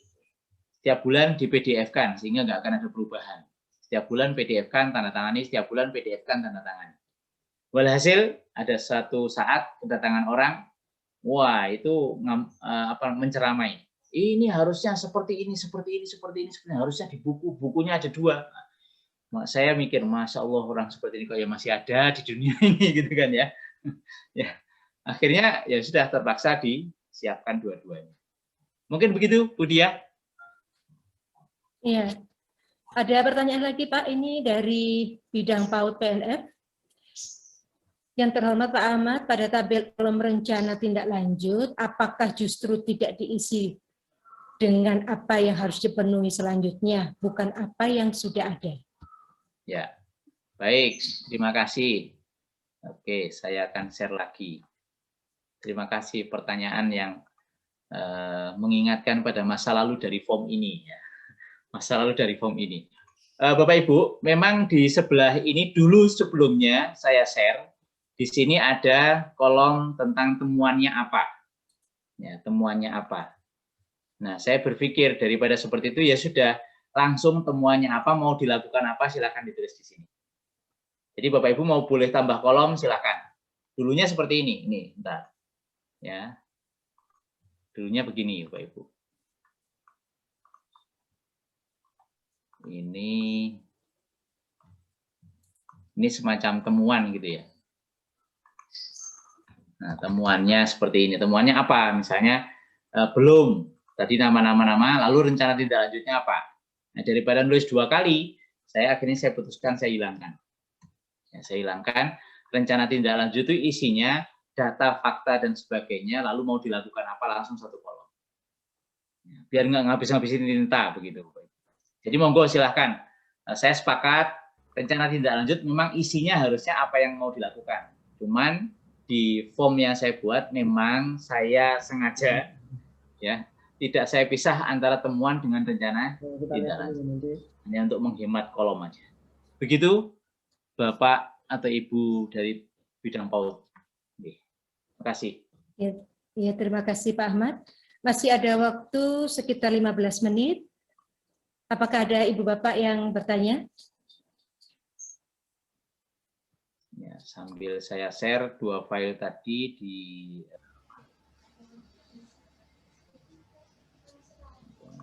silahkan Bapak Ibu. Oh, ini dari Pak Fahmi. Pak Ahmad present. Oke, Pak Ahmad. Assalamualaikum Pak Ahmad. Waalaikumsalam. Silakan Mas Fahmi. Oke. Tadi menarik Pak Ahmad terkait sama di lembaga saya itu kan ada reguler, ada juga yang training, Pak. Training itu biasanya durasinya cuma 6 jam gitu kan, atau 4 jam, atau durasinya di bawah 10 jam, tergantung dengan kebutuhan dari pula. Kebetulan kita banyak bekerja sama dengan industri, banyak bekerja sama dengan pemerintahan, Pak. Mereka mintanya itu pertemuan yang singkat, Pak, yang pendek-pendek. Nah, yang pengen saya tanyakan gini, Pak. Kita terkendala untuk kelengkapan administrasinya, Pak. Tadi kan disebutkan panjenengan bahwa mereka juga harus dimasukkan dalam daftar peserta didik kan atau siswa. Nah, itu seperti apa, Pak, teknisnya, Pak? Kalau misalkan bentuk pelatihannya adalah cuma pelatihan atau workshop atau mungkin seminar yang durasinya pendek dan itu sesuai dengan permintaan dari industri atau sesuai dengan pemerintahan, misalkan seperti itu, Pak. Mungkin bisa dibantu Pak untuk. Baik, oke. Terima kasih. Ini saya coba ilustrasikan aja ya. Saya coba ilustrasikan sebentar. Jadi seyogianya kita memiliki database yang paling lengkap, database yang sangat lengkap, tinggal nanti tambahin satu kolom aja Mas Fahmi. Ya, dia itu termasuk kategori yang mana? Kan itu mirip-mirip dengan kelas A, kelas B, kelas C. Kelas A in-house training, kelas B itu misalnya 6 bulan, kelas C 3 bulan, tinggal masuk kategori. Misal kalau saya simulasikan, sini misalnya nomor induk, nomor induknya, kemudian apa namanya, tanggal daftar, kemudian tanggal daftar ulang, misalnya ya, bentar.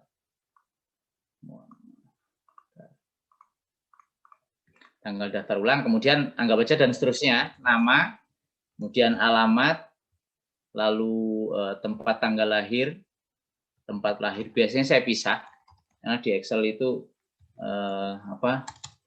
menggabung lebih mudah daripada memisah. Tempat lahir, kemudian tanggal, bulan, tahun, dan seterusnya. Misalnya ada tambahan satu kolom, ya, program. Programnya apa? Misal di sini ada yang nama X, programnya AutoCAD. Tapi ada di sini adalah program IHT Telkom. Kemudian ini ada IHT BRI. Ya. Kemudian ada lagi privat dan seterusnya dan seterusnya. Sehingga nanti ketika kita membutuhkan data yang saya sering menyebutnya sebagai sebuah data duplikasi spesifik. Mas Fahmi sudah memiliki kegiatan in-house training dengan 199 perusahaan. Nah, begitu kemudian suatu saat ada orang ingin kita kenali, kita kasih tahu, kita bisa pakai presentasi. Data ini bisa bicara. Ini loh Pak, data kami pernah melakukan in-house training, untuk Telkom itu 100 orang, BRI sekian orang, Toyota sekian orang, ini sekian orang, data-datanya seperti ini Pak. Mereka mengambil program untuk A, B, C, D, E, gitu. Jadi jangan sampai nanti ada data terpisah-pisah. Bahwa nanti akhirnya ada data yang tidak terisi, tidak apa-apa. Contoh, misalnya untuk in-house training, Mas Fahmi tidak mendapatkan alamat rumah, ya tidak apa-apa dikosongin. Ketika orang bertanya, loh ini kok nggak ada alamatnya? Memang dari pihak Telkom tidak mengizinkan. Selesai. Ya. Yang ada misal cuma nama dengan tempat tanggal lahir. Mirip-mirip data di Magistra itu 96, itu datanya hanya nama, tempat tanggal lahir, alamat rumah, sama alamat kos. Alamat kos saya lupa, ada benar. Alamat kos kalau nggak salah. Ya. Karena waktu itu tanda lulusnya yang penting nama, tempat tanggal lahir. Ya, sama jurusan. Tapi begitu saat ini, Bapak Ibu, Bapak boleh tanya, kalau di sini ada teman dari Magistra, tadi kalau nggak salah ada, itu bukan hanya A sampai Z, Pak. Kalau nggak salah ada AN, A, M, A, apa gitu. Karena apa? Berkerudung apa enggak? Berjilbab apa enggak? Berkacamata atau tidak? Waktu itu sempat ada bentuk mukanya seperti apa? Lonjong, bulat, atau apa? Terus nanti ketika dia bekerja, itu akan terus data itu. Data akan terus. Dia bekerja. Sehingga datanya tetap utuh dalam satu file. Begitu Mas Fahmi, ya. Jadi biar nantinya data ini tetap bisa digunakan kapanpun. Kalau memang butuh tertentu, ya tinggal kita keluarin dari situ, kita sesuaikan dengan format yang diinginkan. Tapi data induknya tetap utuh. Sehingga nanti ketika Mas Fahmi ngeklaim datanya, kami telah meluluskan misalnya 189.117. Begitu. Begitu dicek, ada betul. Terdiri dari apa? Ada yang privat, ada yang in-house training, ada yang reguler, ada yang 3 bulan, ada yang 6 bulan. Sekarang bertanya, mana yang in-house training? Tinggal di filter ini in-house training. Mana yang privat? Ini udah ada semua, enteng Pak. Ya, jadi ketika akreditasi pun ditanya, ini kami in-house training, ini datanya ada, tinggal di apa istilahnya ya, di share screen, beres. Begitu Mas Fahmi. Ya. Oke Pak. Ya, terima kasih Pak Ahmad. Mungkin ada Bapak Ibu lain yang masih bertanya. Kayaknya sudah jelas Pak, karena Pak Ahmad ini sudah berbagi kalau Jawa itu ente-entean ya Pak ya. Semua sudah dibagikan dan bisa di-download di Telegramnya Pak Ahmad ya, di Ahmad Berbagi. Ada lagi Ibu Bapak yang ingin ditanyakan pada Pak Ahmad? Ya, untuk Telegram Ahmad Berbagi, Bapak Ibu, selama di sana Ahmad Berbagi ada yang bisa diambil, silakan. Ada banyak, ya, PAUD juga ada, PKBM juga ada, kemudian SKL juga ada, silakan aja join, ya, tidak dilarang. Kemudian kalau mau keluar dari Telegram itu nggak usah izin, nggak apa-apa, langsung aja pergi, selesai. Ya, mari kita buat hidup ini bahagia aja, nggak usah terlalu rumit. Bingung, WA, nah, gitu kan? WA nggak dijawab, WA lagi. Nggak dijawab lagi, telepon. Nah, kalau enggak, nanti minimal kalau misalnya saya nggak expert, seperti maaf di sini Bu Ernita, beberapa waktu yang lalu telepon, nah, yang menjawab bukan saya, ya, tapi langsung Mas Reza. Karena daripada saya jawab salah, langsung saya berikan kepada yang kompeten di bidang itu. Mohon izin Bu Ernita, ya. Waktu itu karena juga sedang kegiatan. Silakan, yang lain monggo kalau masih ada. Saya mau nanya Pak Ahmad. Silakan Bu Anita. Punya formatnya nggak kalau untuk administrasi inventaris? Inventaris. Untuk inventaris. Di Telegram ada Ibu. Di Telegram bagian atas. Coba. Nah, tapi ini inventaris yang sederhana sesuai akreditasi ya. Kalau yang inventaris lengkap itu harus berkoordinasi dengan orang keuangan. Jadi sesungguhnya data inventaris itu adalah harus menjadi satu bagian dengan orang keuangan, mengingat di sana ada penyusutan dan lain-lain. Nah, itu format yang lebih lengkap, insya Allah ada. Lah yang sudah connect ke akunting itu ada tidak contohnya? Saya tidak ada Bu. Adanya di bagian keuangan. Karena di sana, apa ya? Tapi pada dasarnya bisa terpisah kok Bu, tidak masalah. Jadi bisa terpisah. Ini saya coba share yang terkait tadi saya bilang di Telegram.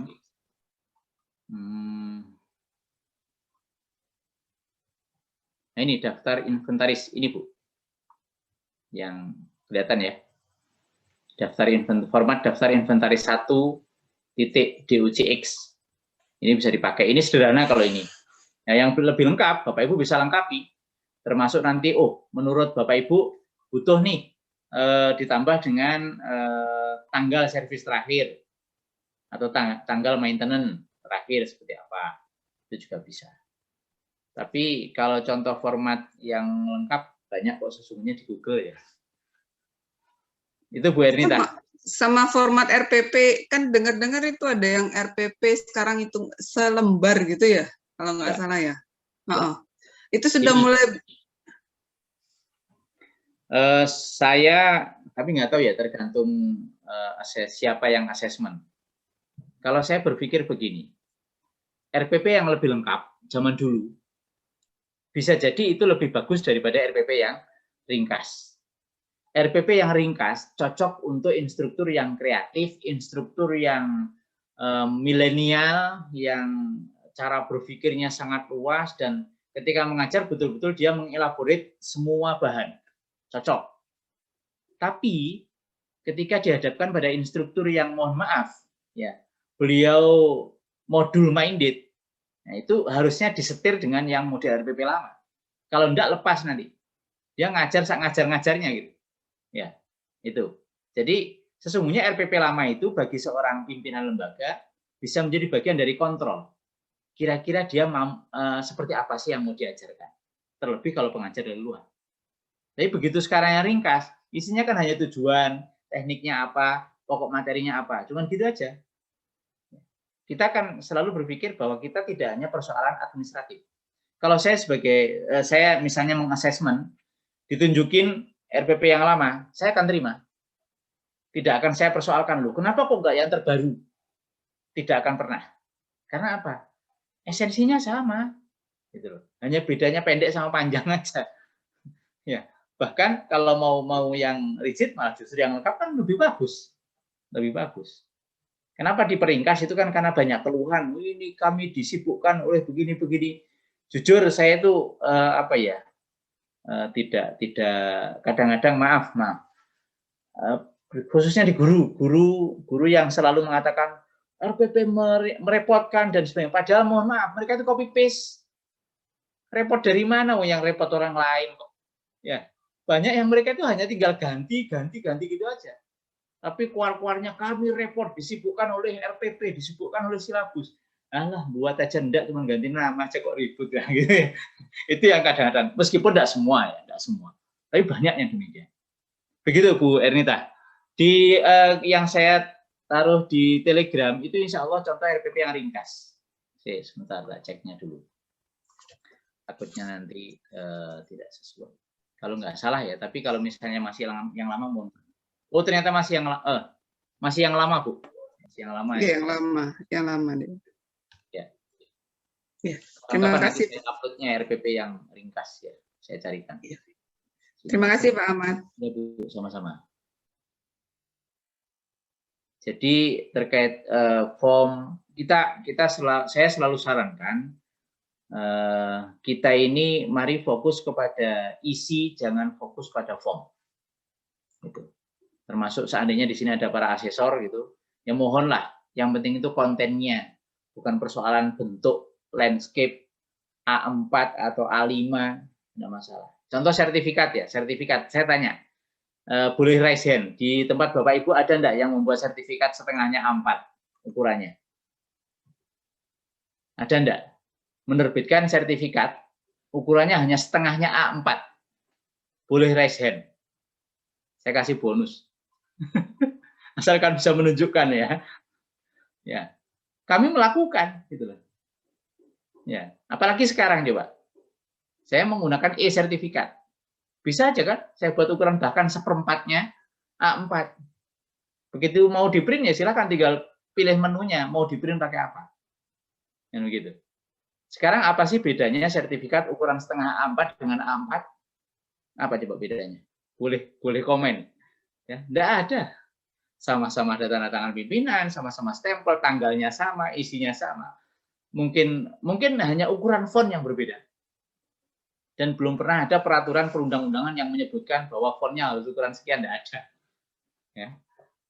Jadi itu saya mendapatkan inspirasi pernah menerbitkan sertifikat ukuran A4 itu dari regular rafting Probolinggo. Ketika kami outbound di sana, pulangnya dikasih sertifikat. Saya sambil ketawa juga waktu itu. Ya, ketawa. Iya ya, kok sertifikat bisa setengah A4? Lumayan kalau saya pikir-pikir gini, lumayan. Bayarnya sama, satu lembar bisa saya pakai 2 sertifikat. Ya, meskipun tidak umum gitu aja. Tidak umum. Ya, termasuk buku yang sedang saya create Bapak Ibu. Ya ini karena terdesak-desak yang lain sehingga nggak jadi. Ada buku yang nanti isinya itu hanya ya mungkin tidak lebih, mungkin sekitar 20 halaman lah. 20 halaman. Ukurannya kurang lebih 4-5 cm. 4-5 cm ya, 4-5 cm kali 3 atau 4 cm.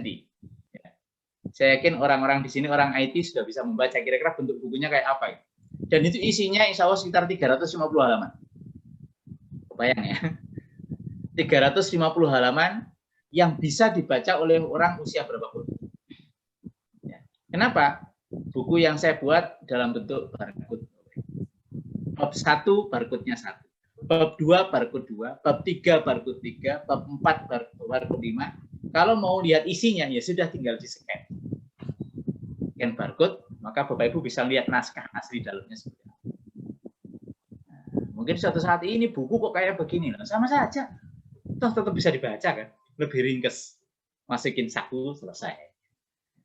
Pengen informasi apa? Bab 1 di situ tentang ini. Tinggal scan barcode, buka, tuntas. Oh iya, tinggal 1 menit, Bu Diah. Di Telegram juga ada di sana PPTX, ya Ahmad berbagi. Silahkan Bapak Ibu join. Ya PPTX. Ya, ini saya tunjukkan sebentar. Ini insya Allah sangat bermanfaat. Ini namanya PPTX. PPT bukan PPT nikah ya. Kalau PPT nikah ini bisnis. Jadi membuat undangan nikah. Ini PPT Ahmad berbagi Bapak Ibu. Silahkan Bapak Ibu ini di-download. Ini materi-materi dari Singapura semua ini. ya, dari seorang yang luar biasa. Lengkap sekali. Silakan dipelajari. Ya. Nanti kalau bingung bacanya ya tinggal taruh Udictionary, taruh di situ, tarik ke situ, terjemahannya langsung muncul. Gitu ya. Ya, jadi ini semua the work lengkap pokoknya ini banyak sekali ya. Tentang the works situ excellent, kemudian strategi, kemudian innovation, kemudian ini keren-keren materinya Bapak Ibu. Untuk mengikuti seminar ini 18 US Singapura. Silahkan Bapak Ibu memanfaatkannya. Kiranya begitu Bu Diah. Saya mohon izin Bapak Ibu langsung pamit. Selebihnya nanti Bapak Ibu monggo silahkan WA, melalui WA. Selama saya bisa saya akan bantu. Kalau memang saya nggak mampu ya saya akan minta bantuan. Begitu Bu Diah dari saya sekaligus saya akhiri. Mohon maaf. Assalamualaikum warahmatullahi wabarakatuh. Waalaikumsalam warahmatullahi wabarakatuh. Terima kasih pada Pak Ahmad. Aplaus untuk Pak Ahmad. Mohon maaf, nggak ada yang kurang. Terima kasih. Maaf, untuk Mas Fahmi, apa nggak ada sesi foto bersama ya? Ada Ibu, nanti di akhir Ibu. Oh di akhir. Pak iya, mumpung ada Pak Ahmad, iya, monggo bisa Bu. Ya, kalau foto saya kan malah nanti bikin gambarnya jelek nanti. Mas Fahmi yang mau foto ya? Ini on record punya siapa ya? Punya Mbak Yulia kah? Ya, atau punya saya Mas. Rekam, artinya saya rekam tadi. Siap. Baik Bapak Ibu, di on kan aja dulu videonya mungkin sebentar. Aktif sampai sekarang. Ya, silakan dibuka videonya.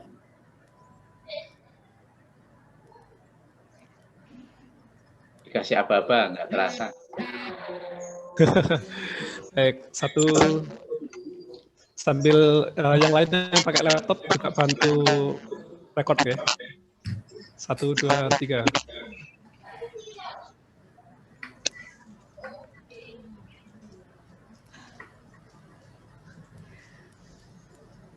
Oke, barangkali yang lain bisa bantu screenshot. Ya Pak.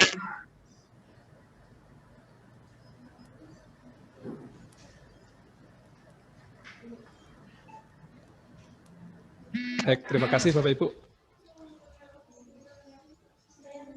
Baik, terima kasih Bapak Ibu. Alhamdulillah rangkaian sesi diskusi di sore hari ini sudah berjalan dengan lancar. Kita sudah mendapatkan materi yang luar biasa dari pemateri kita Pak Ahmad Suaidi, dan mudah-mudahan dengan materi itu kita bisa berbenah diri menjadikan lembaga kita lebih baik dan memantaskan diri.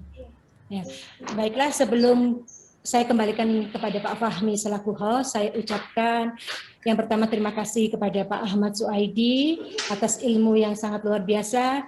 Terima kasih juga saya ucapkan kepada Bapak Ibu yang sudah antusias hadir dalam acara ini.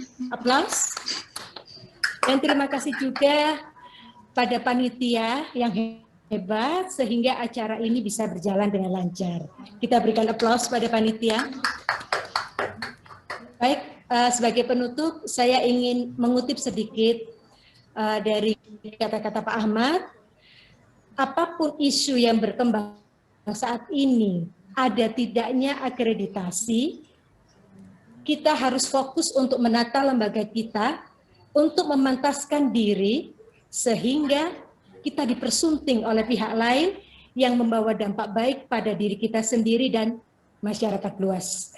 Begitu Mas Fahmi, terima kasih. Saya Diah. Assalamualaikum warahmatullahi wabarakatuh. Waalaikumsalam warahmatullahi wabarakatuh. Baik, Bapak Ibu yang kami hormati.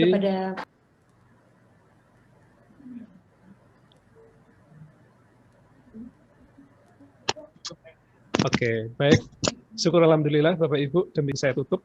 Bapak Ibu sekalian, mumpung kita kumpul dan masih ada sisa waktu 30 menit, barangkali ada yang mau disampaikan atau didiskusikan, karena mungkin dari Bu Desi atau dari teman-teman yang lain.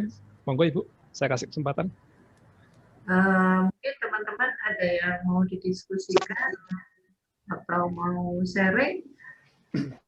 Iya, Bu Desi. Iya, Bu Desi. Silakan, Pak.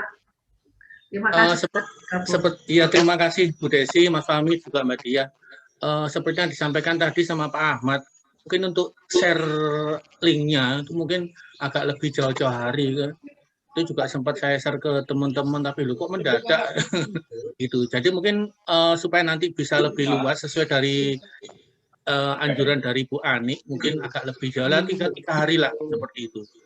Biar lebih ramai. Saya kira itu Bu Desi. Terima kasih. Terima kasih Pak, mohon maaf ya share-nya terlalu dekat dengan hari hanya ya, gitu. Jadi mungkin sebelumnya nanti 3 hari atau 1 minggu gitu kan Pak yang cocok. Karena khawatir kami banyak agenda sehingga malah terlupakan, makanya mendekati saya. Ya, tapi 3 hari, Bu. Oke, kami terima. Hari aja, jangan seminggu, Bu. Ya, baik, kami terima.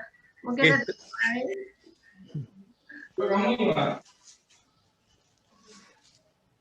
Baik, Bapak Ibu, mungkin ini sedikit pengumuman dari kami. Sebetulnya ada pendataan pendidik yang sudah kami sebarkan, Bapak Ibu, itu responnya masih sedikit yang masuk ke kami. Ada beberapa lembaga yang belum mengisi, mohon respon dari pengelola LKP atau Bapak Ibu sekalian yang hadir di sini yang merasa belum mengisi data pendidik yang telah kami share, itu bisa segera mengisi, Bu. Ya, Pak Fahmi, mohon izin, mungkin sampai akhir April ini ya. Termasuk kami belum, masih mendata kelengkapannya. Bu. Mungkin dari Bu Ani. Mohon izin live ya. Monggo Pak Ahmad, matur nuwun. Terima kasih banyak Pak Ahmad, selamat jalan, semoga sukses selalu. Waalaikumsalam. Terima kasih Pak Ahmad. Bu Ani ada pesan-pesan untuk kami? 180 sama 1.080 dia. Mas Fahmi, saya boleh minta info sedikit Mas Fahmi, mumpung saya.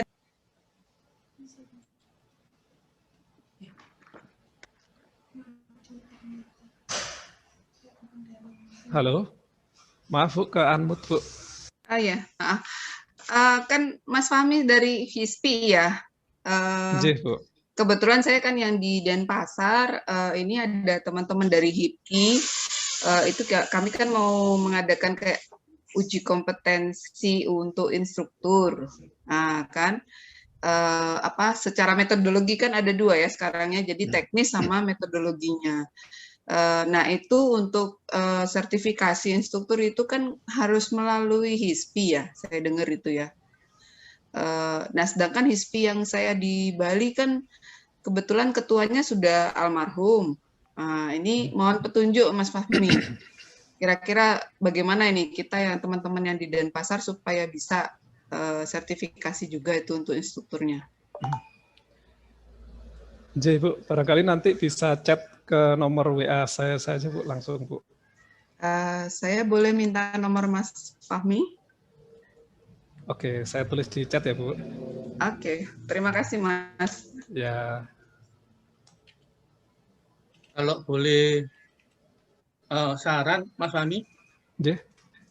Itu kalau tadi menanyakan soal uji instruktur, kebetulan kita juga mau mengadakan. Kebetulan tadi itu datang untuk dari dari TUK pendidik yang dari SPPI. Itu tadi kalau saya lihat tadi di daftar hadirnya ada dari Tuban tadi itu. Itu mungkin tadi ada. Apakah masih ada atau sudah live, Pak? Kayaknya tadi kesulitan dikoneksi, Pak. Ya, ini masih tak cariin. Tadi ada, sempat datang tadi itu. Tadi ada. Iya, itu yang tadi yang biasanya untuk mengurusi bagi pendidik yang mau mengikuti uji kompetensi di SPPI. Oh, sudah keluar. Saya cari nggak ketemu ini, Mas Fahmi. Mohon maaf, kayaknya sudah keluar. Tapi nanti bisa saya infokan, nanti itu tadi juga ada. Coba nanti tak infokan. Baik, Pak. Nomor saya ada di chat, Pak. Nanti di chat ke saya, Pak. Oh iya, Tadi juga sudah kenal. Itu yang iya. Siap. Oke, terima kasih. Ani, semoga dilanjut. Mumpung masih ada waktu. Oh, ya. Terima kasih atas kebersamaannya. Apresiasi yang luar biasa ini sampai antar pulau gitu, nggih. Matur nuwun semuanya. Dan kalau kami dari dinas menyampaikan yang tentang vaksin, Bapak Ibu, mohon maaf, memang sampai saat ini belum ada jadwal pasti ya, khususnya untuk yang LKP Kota Malang untuk vaksinnya. Mohon dipersiapkan saja untuk surat penugasan sebagai instruktur dan KTP-nya. Nanti sewaktu-waktu seperti kemarin jika ada akan kami sampaikan lewat grup itu. Dan juga ya kepada semua yang di luar LKP Kota Malang, terima kasih atas partisipasi panjenengan semuanya. Kita semua adalah saudara. Terima kasih. Wassalamualaikum warahmatullahi wabarakatuh. Waalaikumsalam. Waalaikumsalam warahmatullahi wabarakatuh. Salam, terima kasih Bu Ani. Bu Desi gimana? Monggo, silakan. Tutup. Baik, Bapak Ibu sekalian, terima kasih sudah hadir dan ikut berpartisipasi dalam acara pada kesempatan siang hari ini ya. Maaf, ini ada yang chat saya. Oke. Bapak Ibu sekalian, acara kita pada kesempatan hari ini adalah bentuk ikhtiar kita untuk mewujudkan LKP Kota Malang berstandar nasional, berstandar IDUKA, dan juga untuk mempererat hubungan antara ORMID. Jadi perlu kita sampaikan bahwa ORMID yang ada di Kota Malang seperti HIPKI, HISPI, dan FPLKP itu memiliki hubungan yang cukup baik secara komunikasi dan insya Allah ke depannya untuk menyelenggarakan kegiatan-kegiatan webinar series itu kami akan secara bersama-sama menyelenggarakannya dan temanya mohon nanti kita minta masukan dari panjenengan-panjenengan kalau misalkan ada hal-hal yang perlu untuk dilakukan pelatihan ataupun perlu dilakukan webinar atau sesi seperti ini, seminar ataupun apapun bentuknya, silakan beri masukan kepada kami, bisa melalui HISPI, bisa melalui HIPKI, bisa melalui forum LKP, karena sebetulnya kami adalah satu kesatuan ya. Jadi silakan Bapak Ibu, silakan kontak. Insya Allah kami akan akomodasi dan pada bulan berikutnya kami akan adakan apapun itu yang Anda butuhkan. Baik, terima kasih atas kehadirannya. Semoga apa yang menjadi tujuan dari Bapak Ibu bergabung dengan kegiatan ini dapat terwujud, insya Allah sesuai dengan harapan Bapak Ibu sekalian. Mohon maaf atas segala kekurangan. Akhirul kalam, wassalamualaikum warahmatullahi wabarakatuh. Waalaikumsalam warahmatullahi wabarakatuh. Terima kasih semuanya. Gabung, sampai ketemu di bulan depan. Insya Allah. Terima kasih Bu Desi. Maaf tadi error hatinya. Mas Wahmi. Makasih. Ya, terima kasih. Terima kasih semuanya. Berpuasa. Nyebut satu persatu. Ada Bu Ani, ada Bu Depeni. Bu Ani, izin. Terima kasih. Assalamualaikum Bu Adi. Sugeng siang. Ya, salam sehat. Sehat. Bu Desi. Iya. Assalamualaikum. Assalamualaikum. Waalaikumsalam warahmatullahi wabarakatuh.